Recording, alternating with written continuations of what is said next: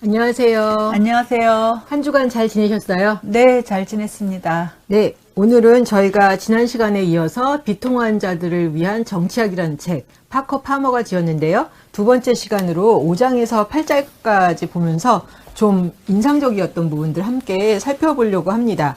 5장에 보니까 제목이 낯선 자들과 함께하는 삶이라는 제목을 갖고 있는데요. 저는 이걸 보면서 정말 그렇다라는 생각이 들었던 게, 우리가 아이들한테도 교육시킬 때 길에서 낯선 사람 만나면 말하지 말고 절대로 따라가지 말고 뭐 막 이런 이야기 많이 해주잖아요. 네, 그렇죠. 근데 이 책에서 이야기하기를 이렇게 이야기하더라고요. 미국에서 폭력 범죄 대부분은 낯선 사람이 아니라 피해자를 아는 사람들에 의해서 저질러진다. 우리는 스스로 인정하고 싶지 않지만 자신 안에 혹은 곁에 있는 어둠을 낯선 사람에게 투사한다. 네, 그래서 이제 낯선 사람을 경계하지 말고 예. 스스럼 없이 대하고 오히려 거기에서 만나서 낯선 사람들을 만날 때 얻게 되는 네. 득이 더 많다. 예. 이런 이야기를 하고 예. 있습니다. 네. 주변에 이렇게 뭐 성폭력 범죄 이런 것도 누구와 이런 성폭력 범죄가 일어나나 보면은 모르는 사람들보다는 아는 사람들에 의한 성폭력 범죄가 훨씬 많이 일어나잖아요. 네. 그러니까 그런 보면은 경우가 많죠. 네, 낯선 네. 사람은 기본적으로 우리가 좀 경계해야 된다라는 생각이 있는데, 오히려 좀 안면이 있는 사람들은 알기 네. 때문에 경계심이 좀 많이 풀어지는 것 같아요. 네, 그렇죠. 예. 그래서 이제 뭐 그쪽에서 어떤 권유할 때 아이들 같은 경우에 잘 따라가고 그러면서 여러 가지 사건들이 벌어지는 경우가 많았죠. 네. 그래서 그걸 보면서 이게 참 역설이다라는 생각을 했고요. 네. 저도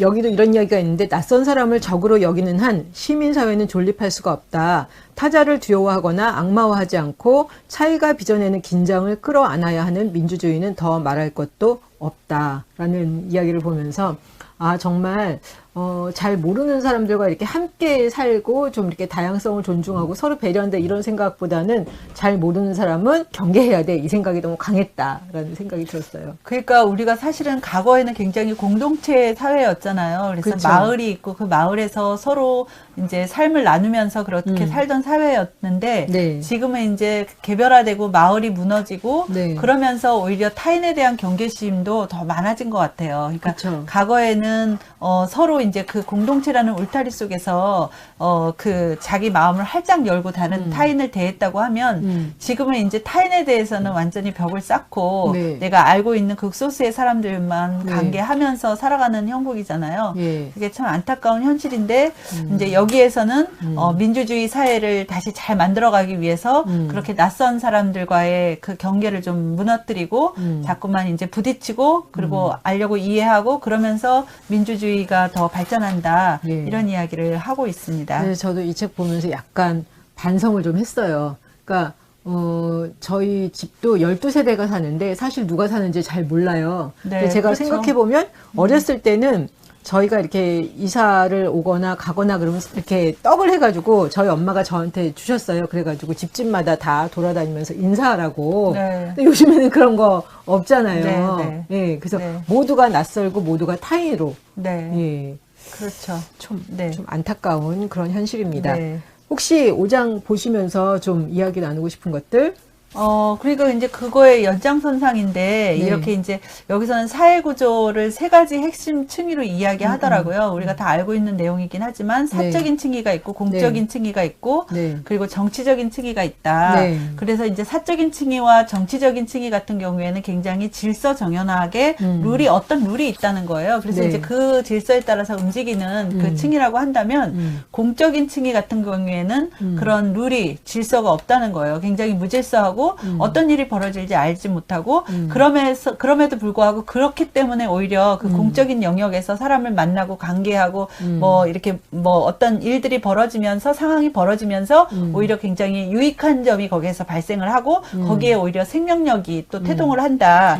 이런 이야기를 하고 있거든요. 그래서 네. 이제 그런 공적인 생활의 유익함, 그것이 이제 생명을 준다는 게 저는 참 인상적이었고요. 네. 그리고 이제 우리 시민사회 지난번에 이제 시민권에 대해서도 이야기했는데 네. 이런 시민 권력이 창출해야 된다는 거예요. 사실 지금도 뭐 정치적인 문제의 쟁점이 굉장히 뜨겁잖아요. 네. 검찰 개혁에 대해서 지금 뭐 여러 여러 층이들이 사실은 검찰 개혁에 지금 뭐 거기에 이렇게 초점을 맞추고 지금 이야기하고 뭐 운동도 하고 뭐 이렇게 저항도 하고 하는 시점이 있는데요. 네.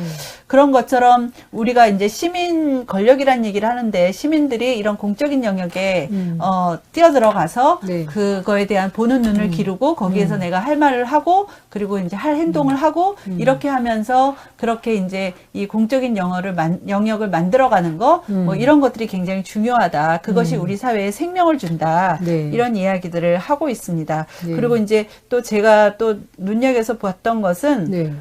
우리가 서로에게 이렇게 소속돼 있어서 자기 중심적이 될 수 없다는 그런 생각을 이제 해야 되는데 내가 자기 중심적인 게 안 좋은 거잖아요. 그렇죠. 근데 이제 자기 중심적이지 않게 하려고 하는 이유가 그것이 이제 평등주의나 관용에 의한 것이 아니다. 그 말이 저는 좀 처음에는 이해하기 어려웠는데 이제 우리가 평등하다는 거 그리고 관용을 해야 된다는 거 좋은 얘기잖아요. 네. 근데 그거라기보다는 그 원인이 이 파커 팔머는 이야기하기를 차이와 존중의 필요를 이해하는 지식에서 온다. 그러니까 차이를 알아야 되고 존중을 해줘야 된다는 것을 그 부분에서 그게 온다는 거예요. 그러니까 그래서 그 차이가 뭘까 이렇게 얼핏 들어보면 똑같은 얘기 같거든요. 우리가 평등하니까 그리고 관용해야 되니까 이렇게 보듬어 안아야 돼. 그리고 상대방을 이해해야 돼. 이렇게 생각하는데 그거라기보다는 그거는 자신이 어떤 위의 위치에서 이렇게 아랫사람을 내려다보면서 이렇게 관용을 베푼다는 그런 느낌을 좀 받았고요. 제가 이해하기로는 차이와 존중의 필요를 이해하는 시각은 정말로 동등한 상태에서 너와 내가 다르다. 그리고 나는 상대방을 존중해줘야 된다. 이런 차원에서 그렇게 이제 서로를 내 중심적이 아니라 다른 사람을 같이 포용하는 그런 사회를 가야 된다. 이런 이야기가 저로서는 굉장히 인상적이었어요. 그래서 그렇게 상대방과 어울리는 낯선 사람과의 경계를 허물어뜨리는 그런 교육을 우리가 이제 교실이나 종교 집회, 뭐 종교 시설에 그 집단에서 배울 수가 있다. 이런 이야기를 이제 하게 되는 거죠. 네. 예, 예. 저도 여기서 그 167페이지에 낯선 사람들이 서로 얼굴을 마주보면서 자유롭게 섞일 수 있는 곳, 다른 사람들과 관계가 더욱 유쾌해지고 강인해지고 튼튼해질 수 있고 그래서 우리 사이에 사회적 정치적 연합의 유대가 생겨나는 곳이면 어디든지 공적인 삶이 영위될 수가 있다. 네. 이 이야기를 하면서 사실 우리가 어떤 공적인 공간, 공적인 장소 이런 것들을 많이 필요로 하고 예전에 지금 제가 정확하게 그 건축가 이름이 기억이 안 나는데 그분이 뭐라 그러냐면 공원이 많아야 된다는 거예요. 그리고 네. 벤치가 많아야 된다는 네, 네, 거예요. 네. 그러니까 요즘에는 우리나라는 네, 대부분 어디 가서 이야기를 하려면 다 네, 이렇게 카페 가서 카페. 돈 주고 먹잖아요. 네, 네, 네. 네. 근데 그게 이렇게 좀 공적인 공간이 넓어지고 이렇게 공원이 많고 벤치가 많고 그냥 아무 데나 앉아가지고 차 마시고 네, 커피 마실 수 그렇죠. 있는 이런 공간들이 네, 네. 많아야지 이게 좋은 네. 거라고. 그렇죠. 예. 네, 그래서 네. 그때는 근데 추운데 막 예를 들면 이제 저는 그런 방식으로 생각을 했는데 그렇게 해서 네. 사람들이 자주 이렇게 네, 좀 네. 이렇게 겹치고 만나고 요런 네, 네. 공간들이 필요하다. 그렇죠. 사회 속에서 그게 필요하고 그런 속에서 민주주의가 발달한다. 그렇죠. 이 얘기를 예, 지금 예, 하고 예. 있는 거죠. 예. 네. 네, 좋습니다. 이번에 6장에서 교실과 종교 공동체라는 제목을 갖고 있는데요. 여기서 이런 이야기를 하고 있어요. 인문학은 불가피하게 정치적이다. 네. 생각해 보셨어요? 네, 생각을 해본 적 없는데 여기서 읽으면서 생각하게 됐죠. 예, 무슨 생각이 드셨나요? 그 이야기 보면서? 그러니까 우리가 이제 그 얘기가 여기 인문학에 대해서 사실은 그동안 네. 우리가 인문학을 굉장히 중시 여기는 사회에서 오다가 네. 최근에 와서는 사실 인문학이 굉장히 죽었었잖아요. 이제 죽었다가 다시 인문학을 부활시키는 운동이 지금 이제 조금씩 살아나서 인문학을 뭐 배우는 인문학 교실도 여러 군데서 이제 만들고 하긴 하지만 네.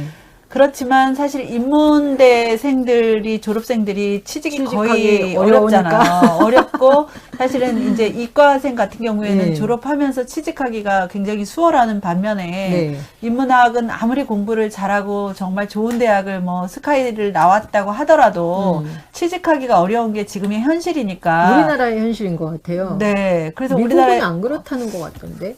미국은 저는 잘 모르겠지만 네, 어쨌든 네, 네. 우리나라 상황이 그러다 보니까 사실은 이게 인문학을 꼭 했어야 되나 이걸 꼭 자녀한테 이걸 시켰어야 되나 막 네. 이런 사실 후회도 많이 되고 당사자들도 굉장히 힘들어하는 시기인 것 같아요. 젊은 세대들이. 네. 그런데 이제 여기에서 다시 네. 한번 인문학이 그래도 소중하다, 네. 중요하다 하는 얘기를 해줘서 굉장히 반가웠고요. 네. 그것이 이제 인문학이 거기에서 사람들을 공부하면서 자신의 그 마음의 내면의 결정을 이제 오늘 이따가 나올 텐데 자신이 어떤 사건을 대할 때 어떤 일을 대할 때 내 안에서 들리는 내면의 교사의 얘기를 내 안에서 어떤 소리를 하는지 정말로 어떻게 해야 되는지를 판단할 수 있는 그 내면의 결정을 하는데 결정적으로 영향을 미치는 게 인문학이잖아요. 그렇죠. 그 인문학이 없으면 사실은 부당한 일이 막 벌어지고 그리고 이제 전문가라는 사람들이 소위 말하는 전문가 정치가들이 그냥 이게 옳은 거야 하면서 그냥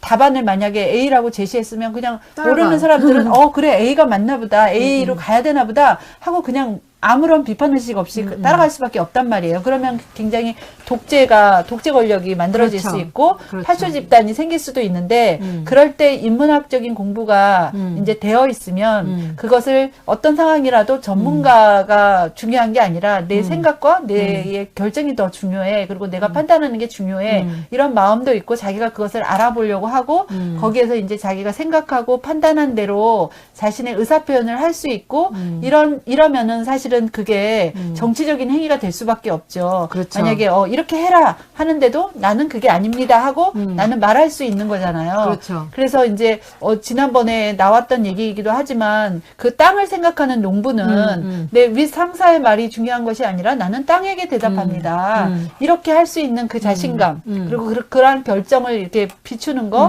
표현하는 거 네. 이런 것이 인문학적인 공부가 뒷받침되지 않으면 어렵다는 면에서 인문학은 정치적이다 이렇게 예. 말할 수 있을 것 같아요. 이 저자는 이렇게 이야기를 해요. 우리의 비전을 복잡하게 만들고 소중하게 간직해온 생각들을 뿌리채 뽑아버리며 독실한 믿음을 깎아내리기 때문이다. 네. 즉 불확실성이 자라나게 하기 때문이다. 관용의 경계를 긋고 다시 긋도록 강요하면서까지 우리의 이해와 연민의 범위를 확장시키기 때문이다. 네. 이러한 자기 구축을 통해서 복합성 앞에서 겸손할 수 있는 개인이 출연할지 모르기 때문이다. 질문을 통해서 형성되고 곧바로 굴복하지 않는 개인, 강제에 저항하고 모든 형태의 조작과 선동에 맞서는 개인이 출연할 수 있기 때문이다. 인문학은 우리가 민주적 가치라 부르는 것을 전달하는 최고의 메커니즘이다. 네, 그래서 그렇죠. 공부하고 뭐 이렇게 사색하고 그러다 보면 사람이 그 자기 그 생각하는 힘이 생기잖아요. 네. 이거를 길러야 되는 것 같아요. 네, 그렇죠. 이거를. 자기의 네. 이제 주장이 또 생기고 네. 그것을 이제 표현하는 게 네. 우리 민주주의 사회에서는 필수적인 일이 되겠죠. 그래서 이제 그게 시민 권력을 창출해야 된다 그렇죠. 하는 이야기를 또 하고 있습니다. 예. 네. 쌤 또 보시면서 네, 여기서 이제 6장에서 저는 또 영혼의 살인이라는 게 나오잖아요. 그러니까 이제 정신적인 태자 놓기 이런 얘기를 하는데 저도 이제 굉장히 이게 좀 와 닿았어요. 그러니까 우리가 이제 살아가면서 타인을 대하거나 누구를 대할 때 내 안에 어떤 어둠의 힘이 있어가지고 내 신념이나 내 관념이나 뭐 이런 것들을 무너뜨리는 사람, 그거는 잘못됐어 하고 공격하는 사람에 대해서는 거기에 대해서 이제 내 마음문을 활짝 열고 뭐 토의하고 얘기를 듣고 상대방의 의견을 존중하고 이렇게 하기보다는 아, 저 사람은 나랑은 틀린 사람이야, 나랑은 안 맞는 사람이야 하고 그냥 그 지워버린다는 거죠. 자기 머릿속에서 아예 그냥 태자를 탁 놔버린다는 거예요. 저 사람하고는 나는 관계하지 않을 거야 하고 이제 그렇게 해버리기가 쉬운데 그렇게 해버리는 게 바로 영혼의 살인이다. 여기서 이제 그렇게 표현을 했더라고요. 영혼의 살인이다. 영혼의 예. 살인이다. 그래서 그거는 굉장히 좋지 않은 일이다. 그 사람이 내 삶에 있어서 아무런 의미가 없게 만들어버리는 일이다. 요런 부분이 약간 찔렸어요. 왜냐하면 우리가 사실은 살아가면서 의견이 굉장히 대립되고 갈등될 때 그렇죠. 파커 팔머는 계속 그 긴장을 끌어안고 새로운 창조적인 길로 나아가라. 창조적인 관계로 가라. 그것이 민주주의 사회고 그렇게 발전해야 된다. 이렇게 누누이 얘기하지만 그게 말을 하는데 저는 무슨 생각이 드냐면 딱 끊어버리잖아요. 계속 기다릴 수가 없다 이 네. 생각이 드는 거죠 네, 항상. 네. 그러니까 그냥 딱 끊어버리고 그냥 잘라버리기가 쉬운데 그것을 그렇죠. 영혼의 살인이다 이렇게 표현을 했는데 그게 살인시키는 거였구나 이런 생각이 들면서 네. 하여튼 좀 반성하게 되는 것이었습니다. 그리고 우리나라의 교육 현실하고도 같은데요. 아마 네. 미국도 이랬던 것 같아요. 그러니까 우리가 학교에서 대부분의 학생들한테 어떻게 가르치냐면 그냥 어른들이 생각할 때 별로 이렇게 중요한 사안이 아니라 뭐 그렇게 중요하지 않은 사안에 대해서만 결정권을 주고 너희들은 그냥 성취의 의무만 있어. 성취해야 돼. 열심히 해서 학업을 열심히 해서 훌륭한 사람이 돼야지. 시키는 대로 해. 그런 성취의 책임만 줬다는 거예요. 그렇게 해놓고 이제 18살이 돼서 고등학교를 졸업할 때쯤 되면 너네는 민주주의 사회의 한 구성원이니까 너네가 이제 투표도 하고 너네가 결정하고 이 사회의 이익을 담당해야지 막 이렇게 갑자기 어른 대접을 한다고 할까요? 뭐 그런 사회가 된다는 거예요. 근데 그게 어떻게 가능하냐는 거죠. 그쵸. 근데 이제 그런 얘기가 여러 개 나오는데 우리나라 사회도 똑같은 것 같아요. 그냥 굉장히 주입식 교육 이렇게 그런 교육만 계속 받다가 딱 고등학교 졸업하면 이제 대학생이 되면 너희들은 이제 성인이니까 너네가 알아서 해야지 막 결정을 이렇게, 해야지. 그러면서 사실은 이렇게 사람들을 막 몰아붙인다고 생각하는데 그런 교육의 잘못된 현실 교육의 현실을 이렇게 찝어줬는데 그것도 이제 많이 우리가 다니던 때의 중고등학교하고는 좀 많이 달라졌을 것 같아요. 근데 앞으로도 아마 그런 게 좀 필요하지 않나 교육에서. 근데 저는 교육 그런 거 현장에서. 보면서 무슨 생각을 했냐면 이 파커 팔머가 얘기하는 대로 하려면은 끊임없이 인내하고 끊임없이 기다리고 해야 되는데 이게 진짜 쉽지 않은 일이다. 내가 네. 답 주는 거는 쉬운데 그렇죠. 본인이 각자가 답을 내릴 수 있도록 기다려주는 거. 이거 진짜 어려운데 어떻게 보면 가장 중요한 포인트다라는 생각을 네. 했고요. 여기서 이런 이야기도 해요. 종교단체에서 그냥 이렇게 뭐 믿으세요. 말씀 따라 하세요. 이렇게 아니라 그는 어떤 도식적인 이야기가 아니라 말씀이 살아 움직이는 관계를 우리 안에서 어떻게 창조할 수 있을까? 네. 이 말씀이 나랑 무슨 관계가 있고 이 말씀이 내 삶 가운데 어떻게 살아 움직일까? 이거에 대해서 가르치고 설교하고 이렇게 질문하고 이러면 사람들의 삶이 굉장히 달라질 거라는 거예요. 그래서 그렇게 이제 계속 자기의 삶과 연결해서 자기 성찰하게끔 예배 공동체에서 이렇게 가리키고 인도하면 교리나 경전보다는 훨씬 강력한 힘을 발휘한다. 네. 근데 우리는 정말 이렇게 성찰적인 크리스찬들을 종교인을 만들어내고 있는지 아니면은 그냥 무조건 믿습니다. 따라해라. 그래서 이렇게 따라가게 하는지 추종자 집단. 그걸 만드는지 우리는 그걸 잘 분별해야 되고 그리고 예를 들면 그렇죠. 이렇게 뭐 예수님을 믿는다 그랬을 때도 예수님이 내 삶 가운데서 어떻게 내게 말씀하시고 이 삶의 이 환경과 관계 가운데서 내가 어떤 결정을 어떻게 내려야 될 것인가 해서 그 사람이 내릴 수 있도록 돕는 역할들을 예를 들면 목회자들이나 교회 리더들이 해야 되는 거라고 생각을 하는데 정말 그렇게 하고 있는가? 참 이게 쉽지 그게 않다는 그렇게 생각이 하기 들어요. 어렵고요. 저는 또 거기에서 부분에서 인상적인 게 뭐였냐면 네. 그렇게 지도자가 서로 지금 이제 신경민 선생님이 말씀하신 것처럼 이제 성찰하게 하고 생각하게 하고 자신이 그 종교 자기의 이제 신앙의 길을 걸어가도록 이제 옆에서 돕는 그런 지도자란 말이에요. 그래서 네. 그렇게 이제 실행을 했을 때 네. 이미 그 성도들은 또 사람들은 어떻게 생각하냐면 나한테 그렇게 앞으로 어떤 신앙의 길을 가라고 질문하지 말고 그걸 생각해 보라고 질문거리를 던지지 말고 답을 당신은 우리들의 신앙생활이 어때야 되는지 그것을 가르쳐 주라고 우리가 월급을 주는 사람인데 당신이 알아서 하지 왜 그걸 갖다 나한테 질문을 해? 오히려 이렇게 반발한다는 거예요. 사실은 그런 경우 많거든요.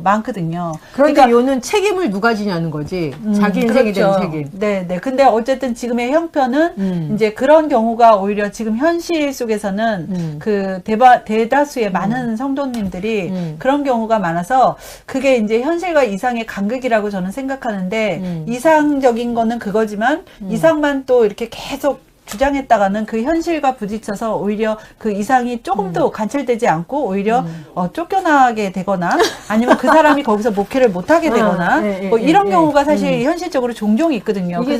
그래서 이제 그 현실과 이상의 간극을 어느 정도는 생각하면서 좁혀가면서 그 지도자가 정말로 더 지혜롭게 이렇게 해나가야 될 것 같아요. 그래서 정말 그 일반 그 사람들보다 뭐 정말 10발자국이나 앞서서 가면은 힘들고 맞아요. 정말로 한 발자국만 앞서서 그것을 이해시키면서 설득하면서 데리고 가는 거 뭐 이것이 현실적으로는 바른 그 지도자의 생각해보면 될 것 자세가 같아요. 이렇게 아닌가 싶습니다. 막 갓 태어난 아이들한테는 뭐 네. 이렇게 우유 먹여주고 밥 주고 하는 그렇죠. 것처럼 네, 그렇게 네. 하면서 네, 네. 조금씩 네. 스텝 바이 스텝. 근데 네. 왜 그런 이야기 많이 하잖아요. 네. 우리나라의 그 크리스찬들 같은 경우에 많은 경우에 이렇게 어린아이 신앙에 있다. 이게 그렇죠. 이제 자라야 되는데 네, 네, 예. 근데 말씀하신 대로 이게 너무 간극이 크면 네. 성도들도 어려워하니까 네. 좀 뭐라 그러죠? 한 스텝. 그래서 떠나가죠, 만약에.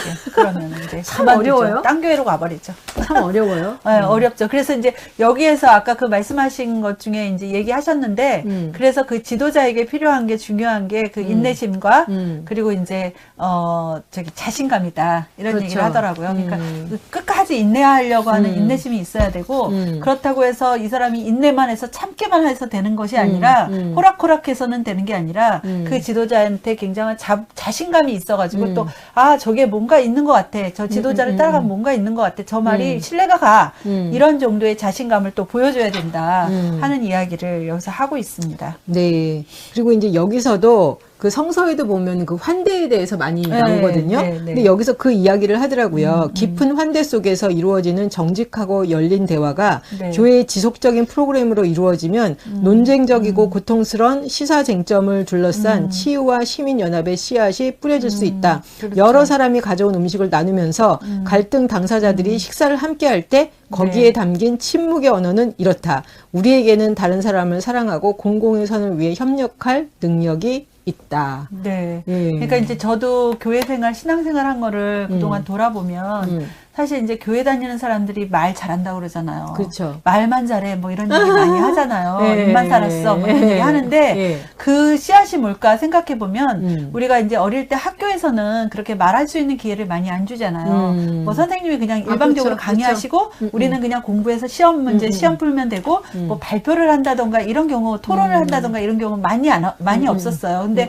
교회 신앙생활을 했을 때는 우리가 중고등부 때 뭐 다닐 때 보면 토요 집회라는 것도 있어서 토요일 날 가서 우리끼리 중학생들끼리 뭐 3분 스피치 그런 프로그램도 해서 뭐 그냥 각자 3분씩 3분씩 말하는 프로그램도 있었고요. 또 모여서 같이 뭐 의논에 토론하는 그런 프로그램도 있었고 같이 뭔가를 많이 했던 것 같아요. 밥도 많이 먹고 그러면서 거기에서 이제 이야기도 많이 하고 그러면서 자기를 표현할 수 있는 기회를 그런 연습을 굉장히 많이 한 거죠, 사실은. 그러다 보니까 말을 잘하게 되고 그것이 민주주의의 씨앗이 될 수 있는 것처럼 여기에서 이제 그렇게 같이 식탁의 교제를 나누는 자연스러운 토론의 장, 자연스럽게 이야기하는 거 이런 것들이 그런 씨앗이 될 수 있다고 생각이 듭니다. 저도 생각해 보니까 내가 싫어하는 사람이 있는데 같이 밥 먹으라 그러면 나 싫어, 나 집에 갈 거야 이렇게 되잖아요. 그렇죠. 네, 네. 근데 그래도 싫지만 그래도 밥을 함께 먹기 시작한다는 건 그 자리에 앉아가지고 좀 마음을 열고 서로에 대해서 이해하기 위한 이야기를 시작하는 거잖아요. 네. 그래서 이게 식탁의 교제가 참 중요하다라는 생각을 해봤습니다. 자연스러우니까요. 예. 자연스러운 것 같아요. 식탁은. 네. 혹시 6장 더 나누실 거 있으시면? 네. 그래서 거기에서 이제 두 가지 더 종교 집단에서는 이제 이 공동체적인 의사를 결정하는 것, 그런 것들을 이제 우리가 기를 수 있다는 거. 그다음에 이제 개인적인 상담을 통해서 또 그런 이제 마음의 습관을 형성할 수 있다는 거, 이런 이야기들을 해주고 있습니다. 네, 네. 좋습니다. 7장에는 근원적 민주주의를 위한 안전한 공간에 대해서 이야기를 하고 있습니다. 여기서 왜 특히 이제 현대인들에게 많이 이야기를 하는 것 같은데 너무 복잡하고 저도 조용하면은 때로는 불안한 것 같아요. 이렇게 가만히 있으면 안 되는 것 같고. 근데 이렇게 이 내면에서 내 안에서 그 이렇게 들리는 그 음성을 이렇게 좀 캐치를 하고 그다음에 왜 그 이야기를 하더라고요. 머리의 판단과 가슴의 판단이 있으면 가슴의 판단을 따라가라. 네. 근데 대부분 생각해보면 머리를 굴려가지고 머리의 판단을 따랐던 때가 정말 많은 것 같아요. 네. 근데 머리의 판단보다는 가슴의 판단이 훨씬 더 유익하고 제대로 된 판단을 할 수 있다. 네. 근데 그렇게 가슴의 판단을 듣기 위해서는 좀 이렇게 홀로 있는 시간, 고요히 내적인 음성을 듣는 시간들이 꼭 필요하다. 예, 네, 네. 그 그런 이야기를 있어요. 여기서 해주고 있죠. 그래서 네. 하루에 이제 어느 정도는 자기 자신이 혼자 남겨져서 미디어에 그런 게 구애받지 않고 혼자 생각할 수 있는 그런 시간이 이제 굉장히 필요하다 이런 이야기를 하고 있습니다. 네, 잠시만요. 저기 유튜브 저기 질문 중에 저는 상처받지 않는 법을 터득하고 싶습니다. 이렇게 이야기를 하세요. 네. 뭐 어떻게 생각하세요? 글쎄 이제 저 같은 경우에는 근데 이제 그게 아까도 영혼의 살인 얘기 나오고 그랬는데 상처를 안 받으려면 사실은 이렇게 부딪히는 갈등 관계를 피하거나 그 사람과 관계를 끊어버리는 경우가 많았죠. 그래서 이제 그래서 제가 아까 영혼의 살인이 나왔을 때 굉장히 찔렸다 이런 이야기를 했는데 그러면서 그냥 저는 마음이 평온하게 그냥 지나가 버렸거든요. 왜냐하면 세상에는 이 사람 말고도 너무나 많은 사람들이 존재하고 내가 관계하고 싶은 사람은 너무나 많아서 내가 관계하고 싶은 사람만 관계해도 바쁘거든요. 그래서 관계하고 싶지 않은 사람까지 뭐 관계할 일이 있을까? 이렇게 사실은 생각하고 지금까지 살아왔는데 이제 여기에서 이야기하는 것은 이제 그렇게 해서는 그 사람을 죽이는 거다. 이러니까 그 사람과도 이렇게 정말 그 경계를 넘어가야 되겠죠. 근데 이제 그게 쉽지는 않은데 보다 더 여기서 이야기하는 대로 정말로 그것이 우리가 가야 하는 길이구나 하면서 나랑 상대방이 의견이 다르더라도 내가 좀 그 경계를 넘어가야겠다 하는 의지가 중요하지 않을까요? 그런 마음의 형성이 중요할 것 같아요. 그리고 또 하나는 저는 뭐 상처받고 싶은 사람은 아무도 없는데 나도 다른 사람한테 상처를 주기도 하고 나도 상처를 받기도 하고 그러잖아요. 네, 그렇죠. 근데 그거에 대해서 너무 이렇게 집착하거나 어떤 사람 때문에 뭐 누구의 말에 의해서 내가 상처를 받았어요. 어떤 행동이나. 근데 그거를 이 또한 지나가리 하고 좀 이렇게 넘겨버리는 것도 필요한 것 같아요. 네. 그리고 상대방을 그렇게 나한테 뭐 말로 아니면 행동으로 상처를 줬는데 그 사람은 기억도 못 하는데 네. 나만 기억하고 내가 그걸 계속 그렇지. 곱씹으면 네. 나만 힘들거든요. 네. 근데 이 또한 지나가리 하고 네. 그냥 털어버리는 훈련. 네. 그러니까 그거를 자꾸만 곱씹고 내가 이렇게 계속 껴안고 있으면 내가 괴로워지니까 네. 그리고 또한 나도 다른 사람한테 상처를 네. 주기도 하고 네. 나도 무의식적으로 줄 수도 있다라는 걸 생각해 보면 너무 그렇게 어차피 모든 말이나 행동이 다 지나간 거거든요. 이 순간이 지나면 다 지나간 네. 거니까 거기에 그렇게 큰 의미를 두지 마셨으면 좋겠다라는 그러니까 생각이 이제 좀 들어요. 시간을 두고 천천히, 그러니까 지난번에도 나왔던 얘기 같은데 바로 네. 결정하지 말고 네. 회피하거나 거부하지 말고 그 긴장을 끌고 그냥 계속 가는 형태. 그게 이제 시간을 갖고 그냥 가는 거죠.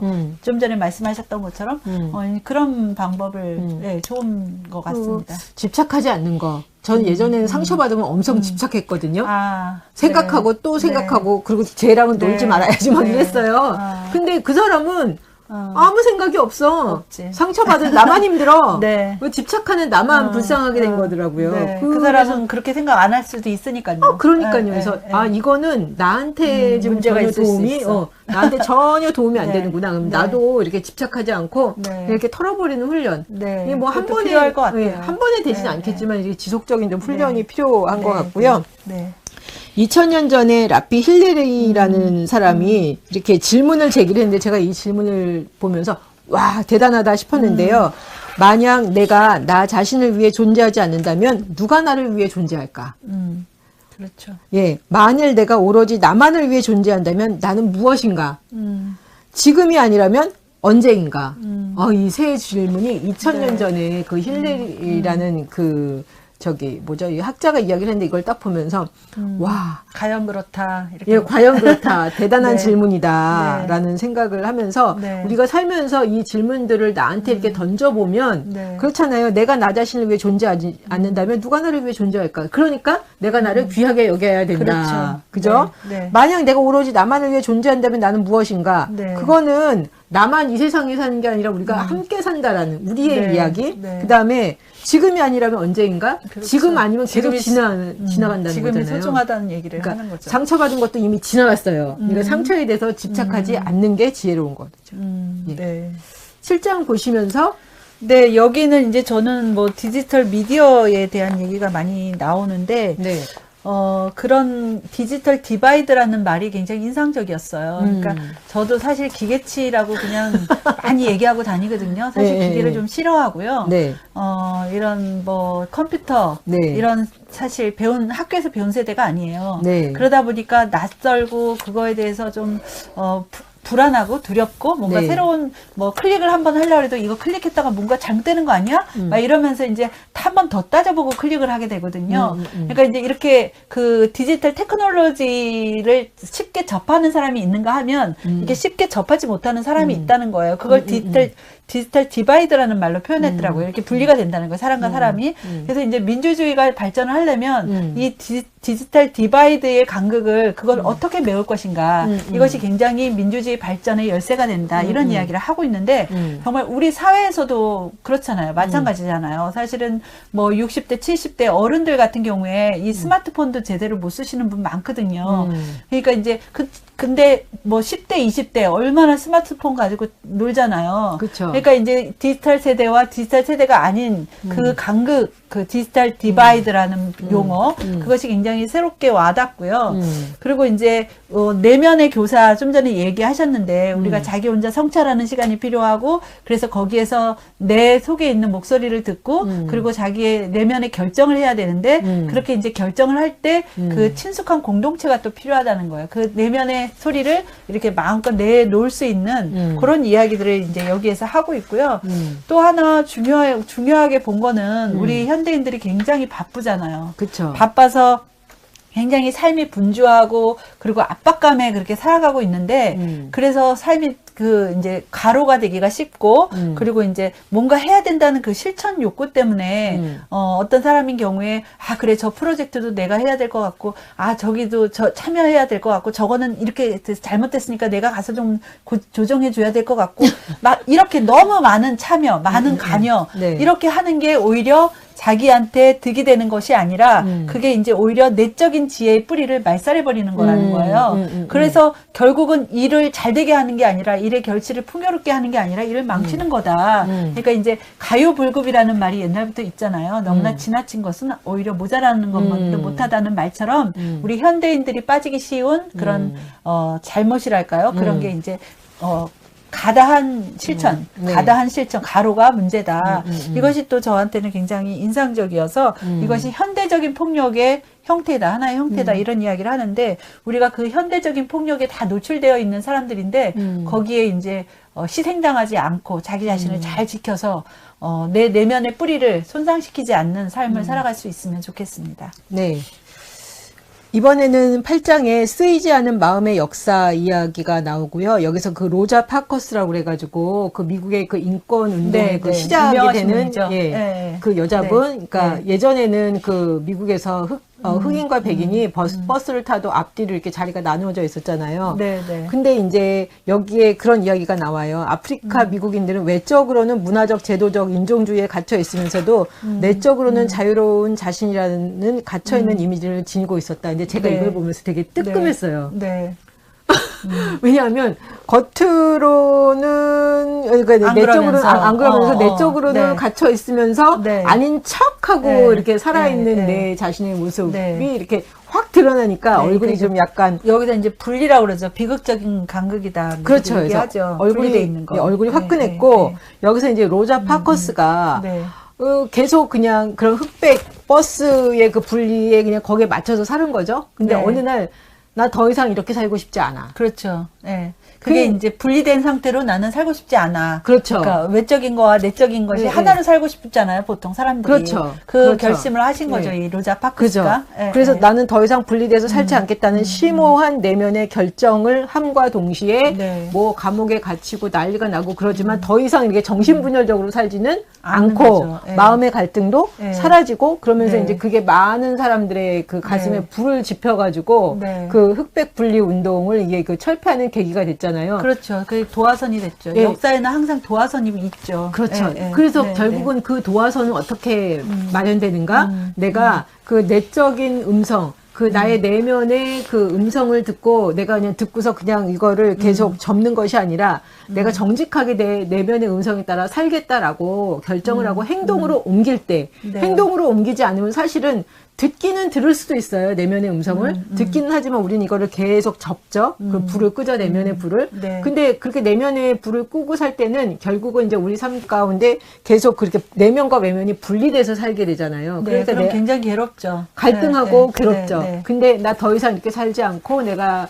내 내면의 음성에 정직하게 살겠다라고 결정을 하는 순간 결정이 제대로 내려졌다면은 행동으로 나가겠죠. 네. 그러면서 더 이상 분리되지 않으면서 이게 그 사람뿐만 아니라 그 사람의 가슴에 불을 지핀과 동시에 사람들이 서로 연결이 되어 있으니까 다른 사람들의 가슴에도 동시에 불을 지피는 것 같아요. 네. 그래서 누군가가 거기서, 일어나야 된다는 거기서 거지. 이제 중요한 얘기를 저는 이제 본 게 네. 그렇게 이제 내면의 소리로 분리되지 않은 채로 외적으로도 이제 행동했을 때 사실은 처벌이 오는 거잖아요. 그렇죠. 이 로자 파크스 같은 경우에도 백인이 버스를 타서 자리가 없으면 흑인이 만약에 앉아 있었으면 일어나야 되는 거예요. 백인이 앉을 수 있도록. 근데 이제 이 사람이 안 일어나고 계속 앉아 있어서 이제 말하자면 문제가 된 거거든요. 그렇죠. 이제 그러면 이제 처벌이 오는 거죠. 법을 어긴 네. 거나 마찬가지이기 때문에. 네. 근데 이제 여기서 이야기하는 것은 그렇게 어겨가지고 내면 그거 이제 외부의 처벌을 받는 게 아무리 크다고 해도 내 안에 있는 내면의 소리와 합일된 행동을 하지 못했을 때 받는 내면의 상처, 갈등. 내면의 상처나 그 처벌은 더 어마어마하다는 맞죠. 거예요. 맞죠. 그것이 더 큰 처벌이기 때문에 그 내면의 처벌을 견디느니 차라리 외부의 처벌을 받는 게 낫다. 그쵸. 이 얘기를 하는데 그게 굉장히 우리가 하나 되는 행동을 하는데 그렇죠. 굉장히 모티브가 될 수 있는 그런 생각일 것 같아요. 예, 그렇잖아요. 내가 사실. 더 이상 네, 네. 이렇게 내 자신을 속이고 이 억압적인 상황을 정당화하면서 살지 않겠다라는 네, 그 그렇죠. 결정. 그러니까 뭐 우리나라 역사에서 보면 일제시대 때 독립운동 하신 분들이 그렇죠. 사실 이런 마음으로 하셨겠죠. 그렇죠. 만약에 그냥 겉으로 굽혀서 일제 그 식민지의 지배에 그냥 순응해서 살면 겉으로는 뭐 부도 있을 거고 명예도 얻을 거고 평화롭게 풍요롭게 살 수 있겠지만 내면의 소리 네. 우리나라의 독립된 나라에서 살고 싶고 우리가 식민지 하에서 나는 살 수 없어. 식민으로 살기 쉽지 않아. 이런 내면의 소리를 들었기 때문에 사실은 그거를 억누르지 않은 게 더 오히려 자기에게는 가벼운 마음을 주는 거잖아요. 그렇죠. 그러니까 그런 얘기를 여기서 이제 하고 있습니다. 그래서 많이 뜨끔했어요. 네, 저는. 예. 네.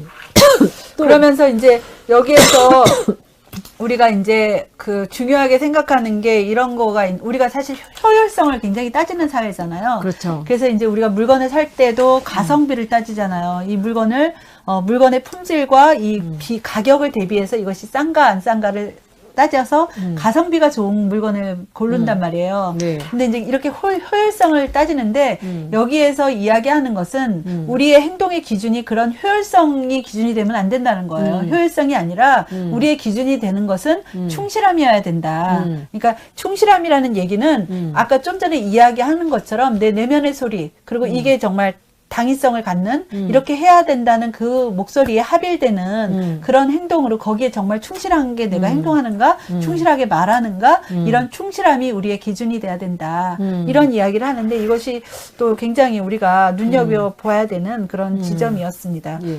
그리고 네. 우리가 그렇게 내면의 목소리를 듣고 충실하게 그 목소리에 따라 행동했을 때 처벌과 보상 시스템이 변형돼서 네. 어떤 외부적인 변형뿐만 아니라 내적인 변형도 일어나고 그걸 네. 통해서 운동과 부흥, 네. 변화가 삶의 네. 변화가 일어날 네. 수 있다는 거죠. 네. 예. 그래서 이제 여기서 그거를 이제 네 가지 단계로 이렇게 이야기하는데 네. 처음에는 이제 그런 내면의 결정이 중요하다. 네. 그래서 하나가 되는 외부의 행동이나 내 안의 소리가 하나가 돼야 되겠죠. 그래서 이제 내면의 결정을 잘 내려야 되고 그다음에 이 내면의 결정이 정말로 객관적으로 봐서도 좋은 결정인지를 또 확인받을 수 있는 그리고 이 내면의 결정을 그 자신감을 가질 수 있는 그런 친숙한 공동체가 필요하다는 일치의 거예요. 공동체가 그래서, 필요하다. 네, 그런 일치의 공동체를 형성해야 되고 그 공동체가 형성된 다음에는 공적인 장으로 이제 나가야 된다. 예. 공적인 장으로 나가고 그 다음에는 이제 공적인 장으로 나가서는 좀 전에 말씀하신 것처럼 이 처벌과 변형과 보상. 처벌과 보상 시스템을 변형하는 그런 실천적인 활동을 이제 해나가야 되는데 어떤 희망을 가지고 이런 비극적인 간극을 메우는 그런 행동이 필요하다. 이렇게 네 단계로 이야기를 하고 있습니다. 예. 네. 근데 여기서 이제 굉장히 이제 현실적으로 마지막으로 이런 이야기를 하더라고요. 네. 개인적 정치적인 삶에서 우리가 끌어안아야 하는 모든 긴장 가운데 가장 근본적이고 가장 도전적인 것은 비극적인 간극 속에서 희망을 가지고 견디고 행동하는 것이다. 우리의 영혼을 부수고 희망을 무너뜨리는 그 현실 가운데도 그럼에도 불구하고 희망을 갖고 그 비극적 간극을 껴안고 긴장을 껴안고 우리가 이렇게 나아갈 때 네. 우리의 현실이 변화될 수 있다. 네. 예. 그래서 여기 저도 이제 그 문장을 지금 메모를 해왔는데, 네. 그러니까 할 만한 가치가 있는 일 가운데 그 어느 것도 우리의 생애 안에 이루어지는 건 없다는 거예요. 그래서 따라서 우리는 희망으로 구원받아야 된다. 이런 이야기를 해요. 그러니까 지금 현실에서 안 이루어질 수 있는 일이 많지만 우리가 그래서 희망을 가졌을 때 구원받을 수 있다. 이런 이제 희망에 대한 얘기를 했고요. 또 진실하다거나 선하다거나 아름답다거나 이런 것들이 또 지금 즉각적으로 우리 삶 속에서 확인되지 않는다는 거예요. 눈에 보이지 않더라도 눈에 보이지 않는다는 거예요. 그래서 따라서 믿음으로 구원받아야 된다. 우리가 믿어야 된다는 거예요. 희망을 가져야 되고 믿어야 되고 그래야 된다는 얘기를 또 하고 있고요. 그리고 우리가 하는 일이 아무리 고결하고 정말 이상적이고 좋은 거라 하더라도 혼자서는 할 수 없다는 거예요. 그렇죠. 그래서 우리는 사랑으로 구원받아야 된다. 그러니까 이런 이야기를 해주고 있는데 그것이 굉장히 인상적이었습니다. 그러니까 희망으로 구원받아야 되고 함께 해야 된다. 네, 네. 사랑으로 구원받아야 되고 또 우리가 완전하게 이제 믿음으로 또 구원받아야 된다. 네. 이런 이야기를 하고 있습니다. 예. 네. 그래서 저는 이 책 보면서 참 인상적이다. 그리고 결국은 어떤 그 내면의 음성에 따라서 행동하고 공동체를 이뤄나가고 그걸 통해서 변혁을 일으키는 그런 삶을 살면서 비극적 간극, 내 눈앞에 지금 현실이 바뀌지 않더라도 믿음과 소망과 사랑을 가지고 그게 정말 내가 내 삶 전부를 투자할 만한 그런 고결한 가치라면 네. 비극적 간극에도 불구하고 우리는 계속 나갈 수 있다라는 네, 생각을 나가라 하겠어요. 하는 거죠. 예. 네, 나갈 수 있다. 그럼 자신감이 많으신 거고 나가라 하는 얘기고요. 예. 여기 또 이제 그래서 저 인상적인 거는 이 지구를 여행하는 동안, 그러니까 이 땅에 사는 동안에 자기의 그런 진정한 자아를 드러낸 적이 없는 영혼이 있다면 그런 사람이 있다면 그거는 굉장히 그런 영혼은 정말 고통스럽다는 거죠. 이분이 그렇게 자기 자아를 드러낸 적이 없다. 이러면은 그것이 죽어가는 것보다 더 깊은 영혼의 고통을 나는 생각할 수가 없다. 이런 이야기를 하고 있습니다. 그러니까 진정한 자아를 드러내는 삶을 살아야 되지 않겠냐. 이렇게 우리한테 이제 자극을 주는 거죠. 이 지구별을 여행하는 동안, 사는 동안 어떻게 그렇게 그냥 맹목적으로 살겠냐. 그렇죠. 그 얘기죠. 내면의 소리를 듣고 내면의 결정을 해서 그렇게 이제 한번 행동하고. 살아봐야 되지 않겠냐. 네. 이런 이야기를 해주고 있습니다. 네. 네. 그래서 이 책이 저희한테 비통한 자들을 위한 정치학이라는 제목으로 우리의 내면에 따라서 듣고 행동하고 살아갈 수 있는 어떤 그런 소망, 그다음에 용기를 주는 것 같아요. 네, 그렇죠. 예, 예. 예, 예. 네. 많이 자극을 주는 것 같아요. 그러니까 예. 사실은 우리가 조금만 생각하면 알 수도 있는 이야기 같은데 사실 그 조금은 사실 생각하기 어렵잖아요. 근데 이분이 그런 것들을 정말 잘 정리해서 이렇게 이제 책으로 내면서 많은 사람들에게 교훈을 주고 또 자극을 주고 그러면서 사실은 이분은 이것으로서 실천을 막 하고 있는 거죠. 예, 그렇죠. 예, 우리 사회를 변화시키고 있는 거죠. 네. 네. 이렇게 해서 저희가 두 번에 걸쳐서 비통한 자들을 위한 정치학이라는 책을 살펴봤고요. 네. 다음 주에는 신은 낙원에 있지 않다. 낙원에 머물지 않는다. 신은 낙원에 머물지 않는다라는 책을 네, 가지고 네. 함께 네. 그 책 이야기를 네, 나누겠습니다. 엘리자베스 존스가 쓴 책입니다. 네. 네, 네. 감사합니다. 네, 오늘은 여기서 마치겠습니다. 예, 그럼 네. 다음 주에 뵙겠습니다. 네, 감사합니다.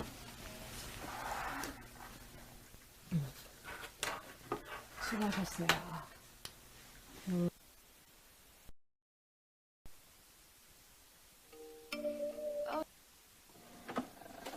I just can't let you go. Lord knows that I've tried to. You said I was the only one. No one likes being lied to. You made this mess and left me with the pieces.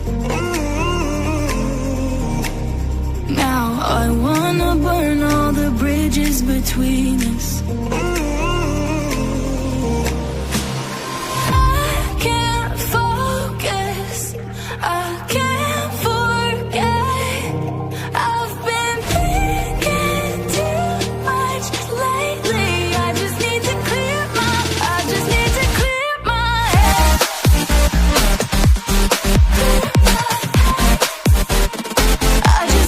clear my head.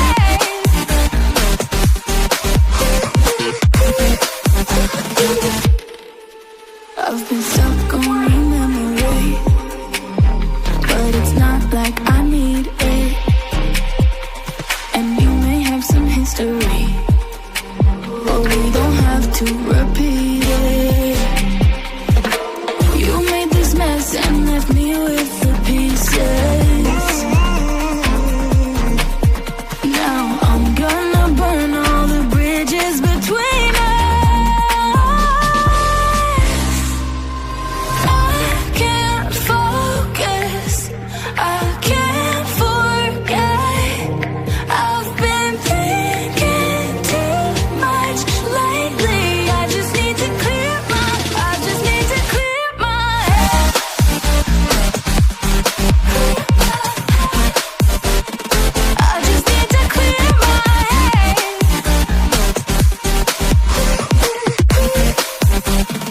I just need to clear my head.